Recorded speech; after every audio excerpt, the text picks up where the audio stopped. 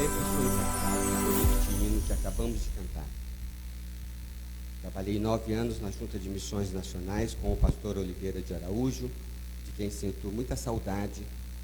E este hino era uma espécie de hino oficial do ministério dele, das cruzadas que fazíamos pelo Brasil. E enquanto cantávamos, senti desejo de expor logo a palavra para o coração dos irmãos. Depois a gente continua a ordem do culto. A Fernanda dá um jeito de ajustar. Quanto que você se acha controlado pela palavra? Eu tenho segurança de que em alguns momentos da sua vida você se sentiu dirigido por ela. Um momento de grande decisão que você buscou a palavra, orou. Os pregadores de vez em quando, esse domingo passado mesmo, a irmã Vera, que estava passando um momento difícil, acabou perdendo a cunhada. Foi domingo não, foi quarta-feira. Quarta-feira. Hoje é domingo, né? E ela virou para a Leia e falou assim: você contou para o pastor, não foi? O que eu estava passando, né? Porque o sermão de quarta-feira, ela entendeu que o pastor sabia o que estava passando no coração dela. E ela ainda brincou dizendo: não, o pastor não sabe de nada não. E das lutas que ela está passando. Muitas vezes a gente, na nossa caminhada, a gente sente Deus falando com a gente, seja através de uma mensagem, através de um texto que a gente lê, não é assim? Através de um amigo que fala alguma coisa. Mas quanto que você é efetivamente controlado pela palavra? Como sabem, há algumas semanas eu estou conversando com vocês sobre os 3 capítulos de 1 Reis, 17, 18 e 19. E hoje eu quero falar para vocês sobre uma pessoa totalmente controlada pela palavra. A 1 Reis 17, os primeiros 4 versículos eu quero ler, ou 5.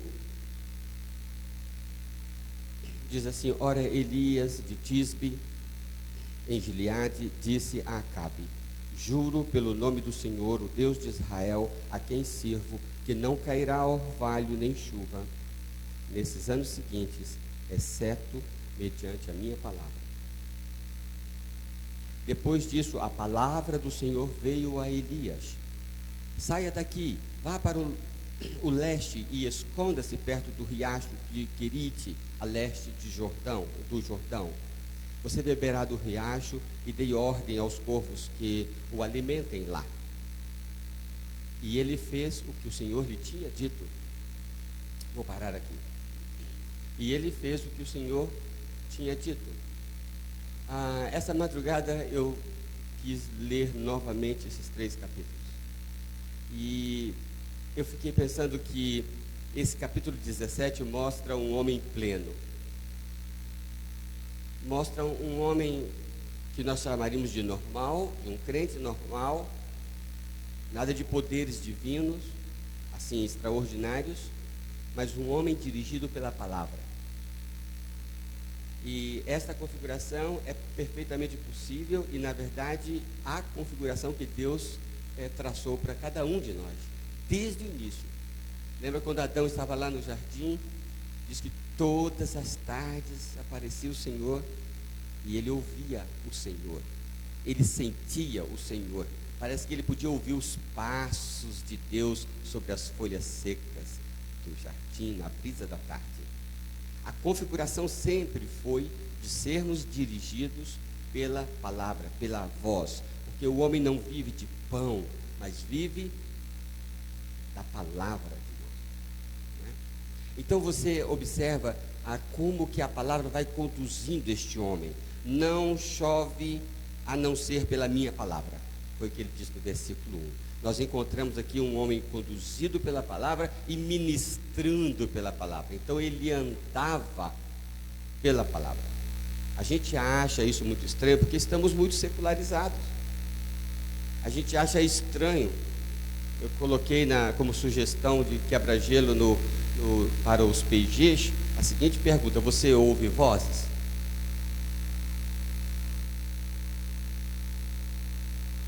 O problema não é o crente que ouve vozes. O problema é o crente que não ouve.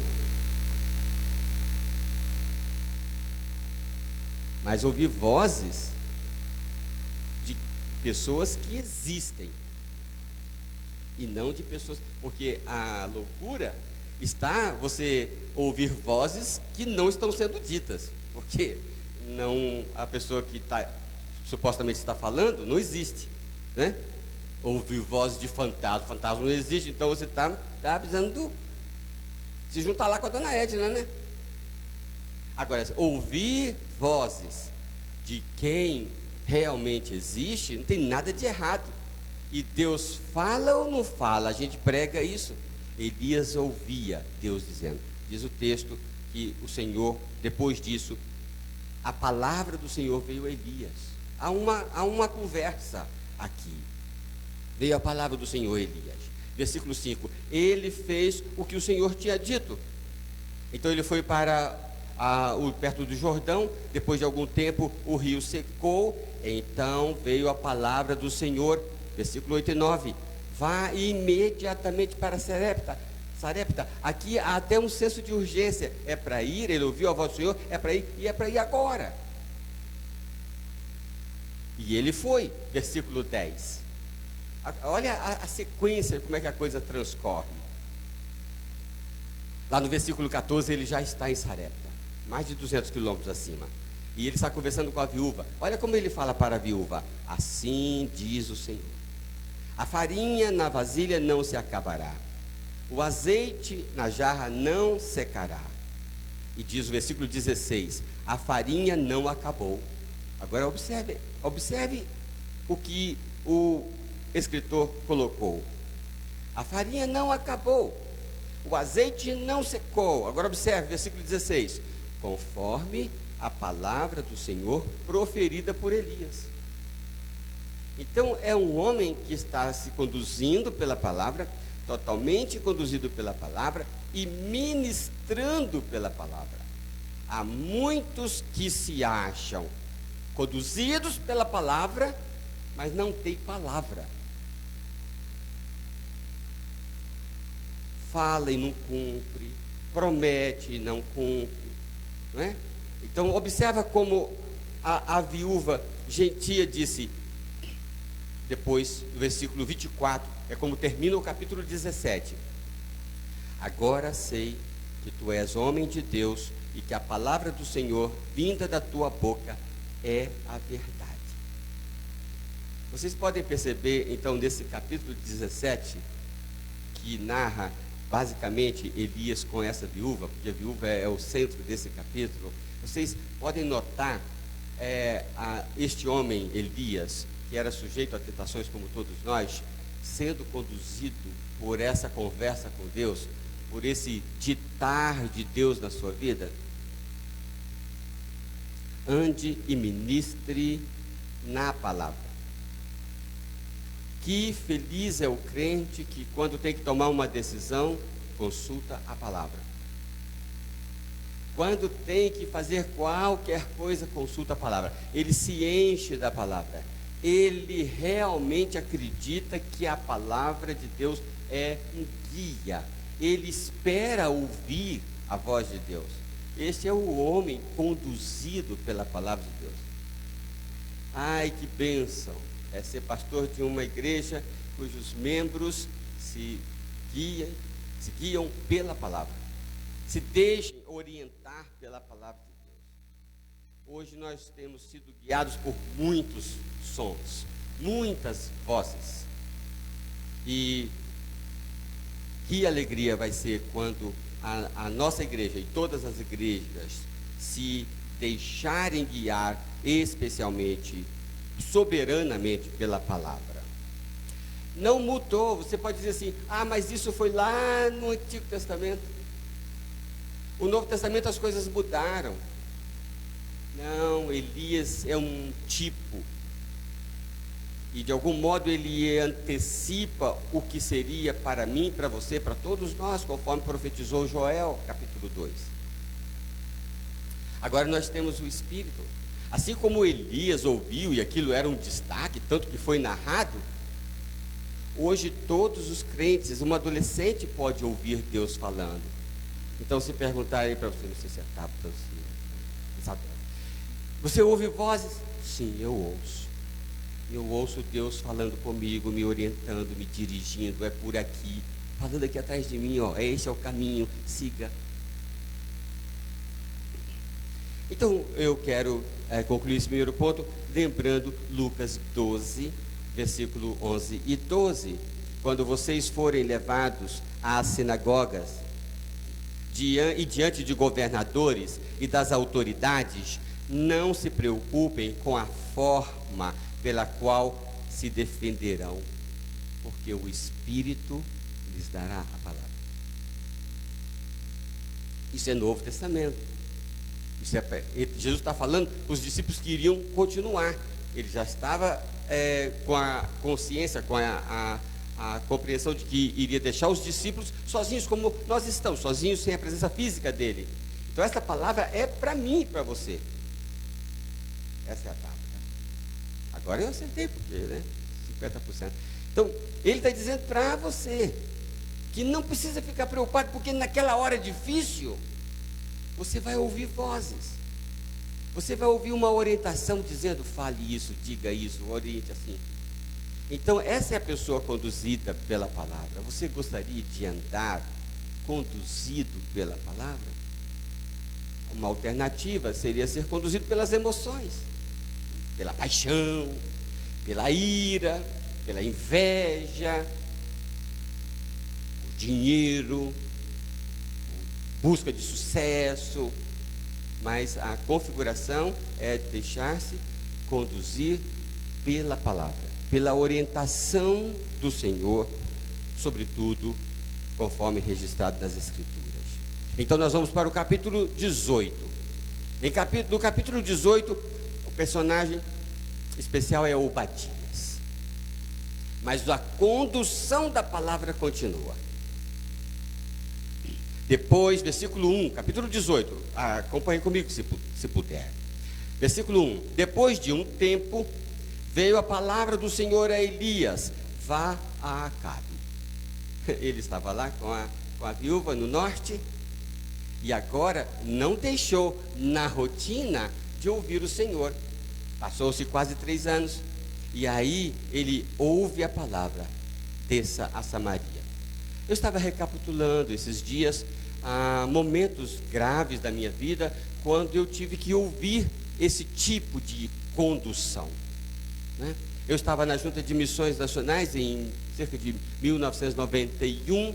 Eu estava, o que poderia se dizer assim, a plenitude do ministério, né? Tanto o meu como o do Daniel Eiras, que é conhecido nosso aqui, pastor Itamar Scarabelli e pastor Oliveira de Araújo, claro. Era um momento muito, como diz os adolescentes, top da Junta de Missões Nacionais. Nós estávamos num momento muito gostoso, de grande oportunidade em toda a denominação. A Junta de Missões Nacionais era a junta.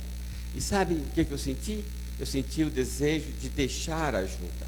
Eu não tinha nenhuma noção de para onde ir, mas era como que uma convicção de que Deus estava dizendo. Eu fui falar ao pastor Oliveira: pastor Oliveira, eu vou deixar a junta, o senhor escolhe uma outra pessoa para ficar no meu lugar. Eu era diretor do evangelismo da junta naquela ocasião. E ele falou assim: não, você não vai deixar a junta. Eu falei: como não, pastor? Não, porque eu vou deixar a junta. Aí eu tomei um susto. Ele falou: como que é isto? Ele era o número 1 da denominação naquele tempo. Como é isso? Para onde o senhor vai? Ele falou: não tenho a mínima ideia. Eu só sei de uma coisa: eu pedi a Deus, quando eu comecei aqui há 9 anos, que eu não ficasse um dia mais, um dia menos. E eu sinto no meu coração convicção que eu tenho que deixar a junta. Não tinha nenhum convite, nenhuma sondagem, não tinha para onde ir, não tinha com o que se sustentar. Aí eu tive que esperar mais alguns meses para processar a saída do pastor Oliveira, para então eu processar, porque escravo é assim, né? Para processar a minha saída. Tanto o pastor Oliveira recebeu um convite, que acabou aceitando e foi para a primeira de Vitória, como eu também recebi um convite e fui para a Igreja Batista de Bom Retiro, em Ipatinga. Mas eu quero chamar a atenção para essa compreensão de condução, de que Deus está dirigindo, que Deus está orientando. Você já sentiu isso? Na hora de decidir sobre qual carreira seguir, na hora de decidir se termina aquele namoro, aquele relacionamento ou não, a hora de decidir se deixa aquele emprego ou não. É muito bom conversar com discípulos, irmãos, que se guiam pela palavra de Deus, que conseguem ainda ouvir a voz de Deus e tomam decisões e dão passos conforme entendem ser a vontade de Deus na vida deles. Elias então volta a Samaria, e a coisa estava feia em Samaria. Jezabel estava matando os profetas do Senhor, mas era então uma ordem estranha. O Deus que tinha dito, esconde-se no Jordão, e depois disse, suba imediatamente para Sarepta, agora disse, volta para Samaria, para o eixo do problema. Mas ele obedeceu. Versículo 2, e Elias foi. Por que foi? Porque não lhe era difícil obedecer o que compreendia ser a vontade de Deus. Primeiro, era natural a Elias ouvir a voz de Deus. Segundo, era natural em Elias obedecer a voz de Deus. Porque aqui nós tropeçamos. Primeiro, porque nos é difícil, não é natural ouvir a orientação de Deus. Crentes antigos lutam, se debatem para tão somente entender a orientação de Deus. Enquanto vejo às vezes uma adolescente, uma criança entendendo Deus falando.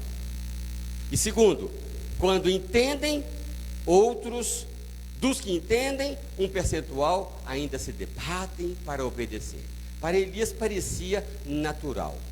Disse o Senhor a Elias, agora volta para Samaria. E diz o versículo 2, e Elias foi. É assim que você caminha. Onde é que eu estou no versículo 2? Elias manda Obadias anunciar sua presença a Acabe, versículo 8. Ele encontra Obadias, que é o personagem desse capítulo 18, e diz, vai dizer ao rei que Elias está aqui. Obadias disse, não dá. Se eu vou lá, eu sei como é que são as coisas.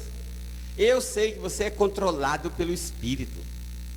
Você não tem controle sobre a sua própria vida. Então eu vou lá e digo, olha, o Elias está ali. Quando eu volto, o Espírito já te tomou, já te levou para outro lugar. Está ou não está esse texto falando de uma vida conduzida por Deus? Eu vou ficar como um mentiroso. Agora veja o versículo 15. Elias dá a sua palavra de que ele não irá. Por quê? Porque ele tem comunicação com o Pai. Mesmo sendo totalmente controlado pelo Espírito, ele tem consciência. Ele não teve a sua mente assaltada, tomada, possuída no sentido de anulada. Elias continua consciente, tomando decisões, sendo impactado, mas recebendo, entre aspas, ouvindo vozes, ouvindo orientação de Deus. Ele podia compreender que o Espírito não iria levá-lo. O Espírito tinha dito, vá para Samaria encontrar Acabe. Então ele ficaria ali. E Elias então diz que não irá embora, que Obadias pode seguir conversar com o rei. Veja também nos versículos 26 que coisa interessante. Os profetas gritavam a Baal, mas não houve nenhuma resposta. Ninguém respondeu. Aqui eu queria chamar a sua atenção porque é o outro lado. Eles também queriam ouvir vozes. Os profetas de Baal. E eles gritavam. E Elisa dizia, gritem mais alto, quem sabe ele possa ouvir se vocês gritarem mais alto. Mas olha que coisa interessante como o texto coloca. Mas não houve resposta alguma. Enfatiza, ninguém respondeu, versículo 29. Ninguém respondeu, ninguém deu atenção, porque não havia ninguém lá ouvindo aquelas orações. Mas nós temos, quando nós oramos, tem alguém ouvindo orações. Essa é a diferença. do homem conduzido pela palavra, conduzido pelo Espírito que é vivo, que não dorme, que escuta. Então eu posso orar e posso esperar uma resposta. Então Elias invoca a revelação de Deus. Olha que coisa interessante, meus irmãos.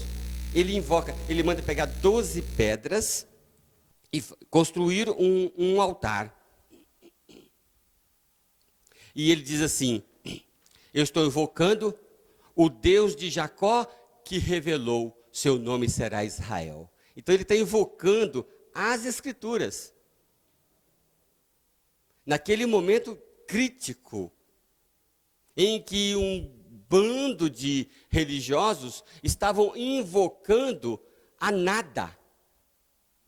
Não é que Baal é um Deus ruim, mentiroso, não. É um nada. Ele não existe, ele não escuta, ele não responde, ele não tem como dar atenção. Diferente do nosso Deus, diferente da nossa religião. Elias, então, versículo 36, 37. Elias orou. E ele ora, e você pode observar, é comunhão. É oração de quem conversa andando. É oração de quem tem relacionamento. Ele não faz um monte de rituais e coisa de doido, não. Ele só diz: Senhor, mostra que tu és Deus, e eu sou o teu servo. É oração comum, como todos aqueles que realmente se entregaram a Jesus oram. Elias vai, versículo 41, ele vai dizer que para Acabe que vai ter chuva. Estou saltando agora um bloco de texto para enfatizar a sensibilidade de Elias. Versículo 41 do capítulo 18, onde nós estamos. Apenas Elias ouviu o som de chuva. Isso aqui chamou a minha atenção também. Apenas Elias ouviu o som de chuva. É ou não é algo agradável quando você percebe que o seu discernimento está mais apurado do que daqueles coleguinhas que andam com você e que não buscam a Jesus como você busca? Isso não é orgulho, isso é alegria, porque essa experiência é possível a todos. Os coleguinhas também poderiam experimentar a presença de Deus. Essa graça é possível a todos. Mas Elias ouviu um som de forte chuva que ninguém ainda podia ouvir. E ele manda o seu moço olhar em direção ao mar. 7 vezes. 6 vezes o moço que andava com Elias não viu nada. Na 7ª vez, o moço que andava com Elias já percebeu alguma coisa. E diz o texto, então, que Elias disse: podemos nos aprontar porque a chuva está chegando. Discernimento, capacidade para esperar. Elias, o homem conduzido pela palavra, anote, por favor. Um homem genérico, né? Um adolescente, uma criança, uma mulher, uma pessoa conduzida pela palavra tem que aprender a esperar. Porque o nosso Deus não é Deus que vive no nosso tempo apenas. Ele é um Deus eterno. Então, essa relação com o milagre, essa relação com a resposta de Deus, precisa ser desenvolvida. Nós precisamos aprender a lidar com Deus. Ele não responde nos nossos termos, no nosso tempo, nas nossas formas. É diferente. Deus disse para Elias: vai para a beira do Jordão. Elias foi e esperou. Até que Deus se movimente, até que o anjo movimente as águas, você tem que esperar. E Deus mandou: vai imediatamente para Sarepta. Ele foi. E lá ficou, até que ouvisse nova voz de Deus. Alguém disse com bastante propriedade: a oração, você não deve orar e insistir em oração até Deus ouvir você, mas você deve insistir em oração até você ouvir Deus. Até que a voz dele, orientando algum movimento, seja captada. Não foi assim no deserto, quando a nuvem se movia, o povo se movia, a nuvem parava, o povo parava. E o povo não podia dizer para a nuvem, nuvem, mova-se, estou cansado de ficar aqui, eu já não aguento mais esse isolamento nesse deserto, mova a nuvem. Mas a nuvem não se move conforme nossos desejos e caprichos, a nuvem se move. É o Espírito, é o vento, conforme Deus, na sua soberania pura, absoluta. Elias era totalmente conduzido por essa voz de Deus. E no versículo 46 do capítulo 18, termina dizendo, e o poder do Senhor veio sobre Elias. Meus irmãos, que experiência tremenda. Aquele homem pleno do capítulo 17, agora no capítulo 18, é uma espécie de homem divino. Porque Deus estava tomando conta de um modo absoluto de Elias e usando Elias. E finalizo com o capítulo 19, quando este homem, totalmente conduzido pela voz de Deus, pela palavra de Deus, escuta a voz dos homens e fica perturbado. O capítulo 19 mostra esse homem pleno, esse homem, entre aspas, divino, agora abatido e perturbado, porque no seu processo, no seu andar, ouvindo Deus, ele ouviu uma outra voz. E isso é muito forte, porque Elias é um exemplo de alguém conduzido por Deus. É o que eu quero ser, é o que você quer ser, não é? Eu quero ser Elias, eu quero ser como Elias. E esse homem escuta uma outra voz. Ao ouvir que Jezabel tinha jurado que não viraria o dia sem que matasse Elias, ele se perturba. Aí entra no capítulo 19, um novo personagem que é o próprio Deus, o próprio milagre, o próprio anjo. E aí entra um processo de restauração. E aqui eu concluo dizendo, deixe Deus restaurar a plenitude de sua comunhão com Ele. Aquele andar com Deus foi quebrado, sofreu um baque. E agora, eu não sei se você já viveu essa experiência, de que aquela sensação de que Deus está falando, de que Deus está conduzindo, de que Deus está pertinho. Não sei a sua experiência, mas eu tenho a minha. Ontem eu tive que ir ao Rio, e então eu estava com o pneu do carro muito ruim, já com um rasgado assim do lado, e eu estava bastante preocupado com esse pneu do carro, essas serras malucas aí e tal. E quando eu encosto o carro na minha casa aqui, lá estava o Tiago. O Tiago é fortão, não é? E o carro, o pneu esvaziou. Naquele minutinho que eu parei, o pneu esvaziou. Pode dizer que isso é conversa para boi dormir, mas para mim é um mimo de Deus. Aquilo foi o suficiente para instalar algo dentro de mim. Você precisa trocar os pneus do carro e precisa ser hoje. Aí o Tiago trocou o pneu do carro para mim, eu desci para o Rio direto para a oficina. Nem a sonequinha de depois do almoço eu tirei. Eu engoli lá um arroz com feijão e fui para a oficina para trocar os pneus do carro.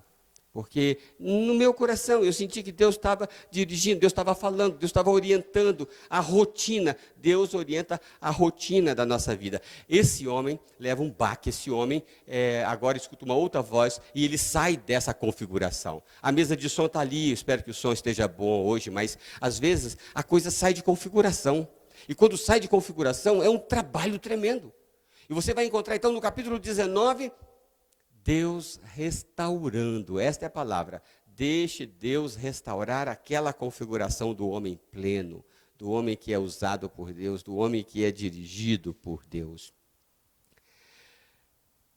Agora Elias precisa de confirmação.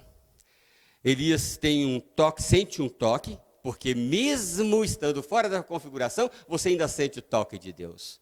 Mesmo estando ouvindo vozes de Jezabel, você ainda sente Deus colocando um pão assado quentinho na sua frente e uma botija de água, não sente? Mas está fora da configuração. Alguma coisa está errada, está deprimido, está triste, está desorientado. Agora, aquele Elias que Deus falava assim, vai para o Jordão, ele ia. Vai para Sarepta, ele ia. Volta para Samaria, ele voltava. Agora o anjo toca nele, sabe o que ele faz? Ele volta a dormir. O anjo toca a segunda vez. Sabe criança que não quer acordar? Você é assim, tá? Não. Está na hora da escola, pá, pula. Né? Mas não, Elias agora precisava ser acordado 2 vezes. E o anjo o chama e o alimenta e diz, olha, você tem que ir para o seu caminho. E olha que, quando Elias acorda, da primeira vez que o anjo tocou nele, ele olhou ao redor, ele viu o pão. Ora, ele viu, era algo concreto. Não foi assim algo que ele pudesse dizer assim, eu sonhei. Não, ele viu o pão estava quente. Ele comeu o pão. Era algo muito palpável, muito concreto. E ele voltou a dormir. O anjo tocou nele novamente. Aí, agora finalmente ele resolve ir. Só que agora, depois de 2 vozes. Vozes e toque. Vozes, toque, sustento e pão quente. Mas ele foi. Ele era filho de Deus. Só estava um pouco desconfigurado. Aí ele chega lá na caverna, se esconde. Vem o Senhor. Que fazes tu aqui, Elias?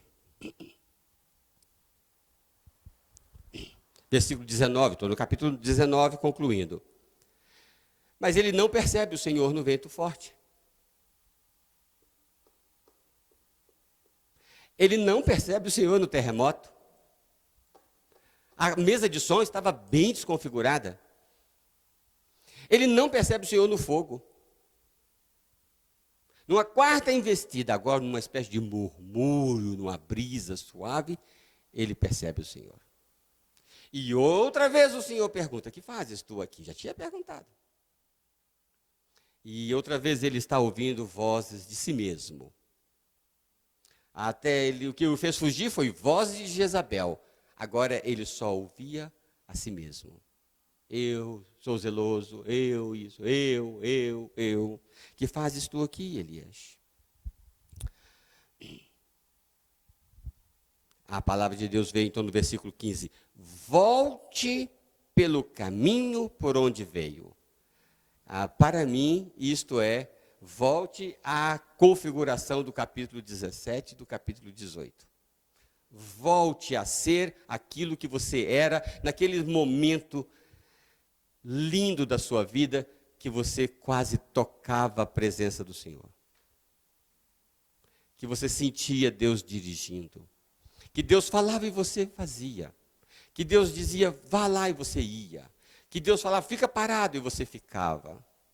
Volte por onde você veio. Você já conhece o caminho. Volte pelo caminho. E o capítulo termina dizendo, Elias saiu de lá. Versículo 19, depois vem Eliseu, mas o término da história de Elias é assim, e Elias saiu de lá. Eu entendo então que ele voltou à configuração daquele homem pleno, que escuta a voz de Deus e que se deixa conduzir pela voz de Deus. A minha oração é que cada membro da nossa igreja escute vozes de um Deus vivo e pessoal que fala a todo aquele que está cheio do seu Espírito. E a minha oração é que cada membro da nossa igreja, que ouvindo a voz do Senhor, obedeça ao que Ele orienta. E a minha oração é que cada membro da nossa igreja que porventura desconfigurou-se desta situação, desse projeto original, deixe Deus restaurar esta configuração original e volte a ser conduzido pela palavra do Senhor. Senhor Deus, muito obrigado pela oportunidade de estarmos aqui, meditando na Tua palavra nessa manhã de domingo. Louvado seja o Teu santo nome. Queremos ouvir o Senhor de modo limpo, sem perturbação. E queremos obedecer à voz do Senhor imediatamente. E queremos ser restaurados pelo Senhor, por essa bondade e misericórdia, restaurados, para voltarmos a andarmos com o Senhor, a ouvirmos o Senhor e a obedecermos absolutamente o Senhor. No nome de Jesus, o nosso Salvador, é que oramos a Ti, Senhor Deus. Amém. Quero pedir a Fernanda, então, que se ajuste aí para consertar a bagunça que eu fiz na ordem do culto. Amém. Como o pastor falou, precisamos estar ajustados com o que o Senhor quer que façamos, né? Eu quero convidar nesse momento o Edivaldo para vir aqui à frente, porque ele vai falar sobre missões, que é justamente um ID, né? É o que o Senhor já deixou como missão para cada um de nós. Então, Edivaldo, com a palavra.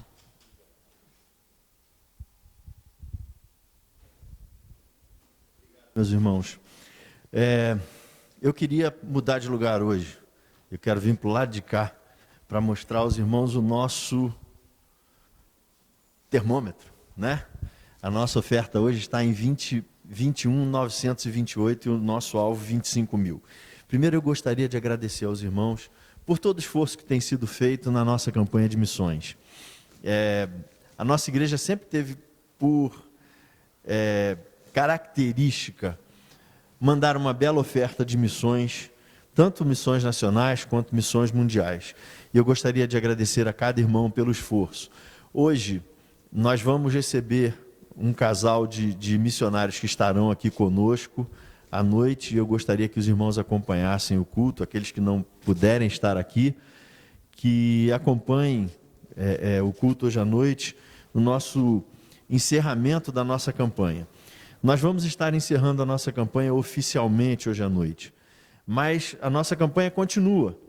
Até o final do ano, os irmãos podem mandar a sua oferta de missões, lembrando que é só acrescentar 20 centavos para o Anderson identificar como oferta missionária.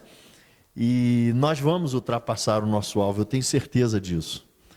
A gente está em plena pandemia, estamos fazendo um esforço muito legal e eu gostaria de agradecer aos irmãos por isso. Ontem eu estava dando uma olhada e lendo a Bíblia, né? Eu gosto muito de fazer isso à noite, e eu estava pensando assim, numa obra, e aí eu joguei no Google, lá no celular, qual a maior obra feita pelo homem? E aí estava lá que era a muralha da China, que foi construída entre o século 5 e 6. Mais de 20 mil quilômetros de muralha. E não é um murinho fino, não. É um muro que dá para andar de carro em cima dele, de tão largo que ele é. E foi uma obra enorme. E eu fiquei pensando nisso com relação à obra que Deus faz no mundo através de nós. Eu acho que essa é a maior obra que a gente pode participar. E é um grande privilégio a gente poder participar dessa obra de missões. Eu não tenho ideia para onde a minha oferta vai.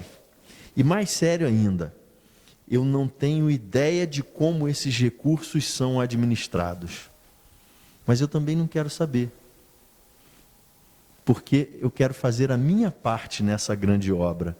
Eu quero entregar a minha oferta e orar para que Deus abençoe todos os recursos que vão sustentar cerca de 920 missionários no nosso país. Então essa é uma obra muito grande. E eu gostaria de agradecer aos irmãos por todo o esforço que foi feito até aqui e que vamos continuar fazendo. Será que a gente pode cantar o hino de missões? Podemos?